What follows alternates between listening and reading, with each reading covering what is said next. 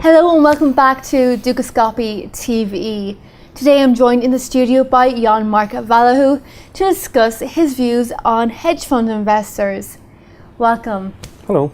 Hi, so what do you think are the main problems that face hedge fund investors in Europe at the moment? Well, I think they're twofold. One is political and the other is investor expectations. From one side, we're getting more and more regulation, which is a good thing overall. And then on the other side, we're getting the investors are not always in sync on what a hedge fund can do. It can do all things at all time. It's a specific niche or asset class within the whole spectrum of investing. And so therefore, the investors has to be aligned.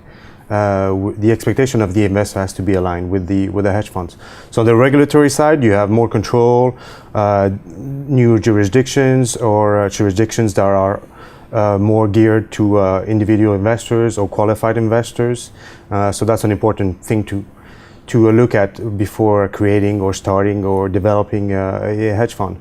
Luxembourg is most recognized, then you have, of course, the Cayman, but that's has to be based on what your investors' profile is. And on the second term, I think there's a out of sync expectation between the investor, which always wants performance without volatility, and that's not possible. The equation, it's mathematic. You can't have no volatility without performance.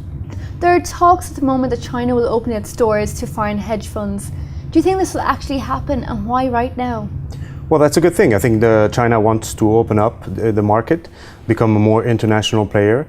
Of course, if I remember, or if the specifics of the rule, currently it's only for very large funds, so over 1 billion. So they're only letting a few people in. But it's a process that they need to go through to internationalize their markets, to open their markets. Of course, they still need to open their own companies to the foreign investors, because right now it's not really possible. So it's a process, and it's a good thing for the market overall.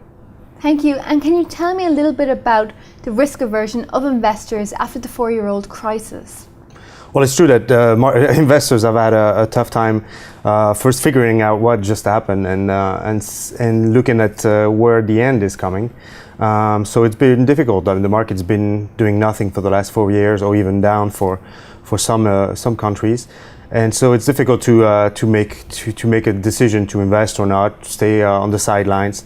And so for the investors, it's really a difficult time. So they need to talk to their advisors, they need to talk to their fund managers if possible, or to their bank for advice, and see their long-term profile as far as investment.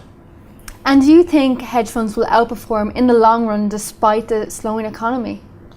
Well, of course, there's a hedge fund. I mean, you have to, if you look at the real true hedge funds, are like I said, it's a specific asset class, and they should outperform. It depends what you're asking them to do.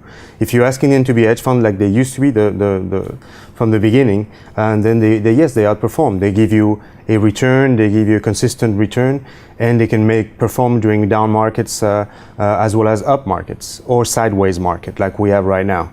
So of course, yeah, I do believe that hedge fund is part of the asset allocation. Perfect. And finally, what do you predict for the future of hedge fund investors? Well, I think that in the US it's already well developed. In Europe, the pension funds, the retiree funds are starting to increase their asset allocation towards hedge funds. And that's an important thing to do because they don't want to see so much fluctuation as opposed to investing into a long-only fund or other asset classes. So the hedge fund is kind of balancing this and giving them the ability to get positive returns without having the drawdowns of terrible years like we had in 2008, 2009. Brilliant. Thank you very much for sharing your views on this today. You're welcome. Thank you. That is all we have time for right now. But as always, thank you very much for watching Dukascopy TV, and stay tuned to the website to check out more interviews and exclusive press reviews. That's all for now. Thank you.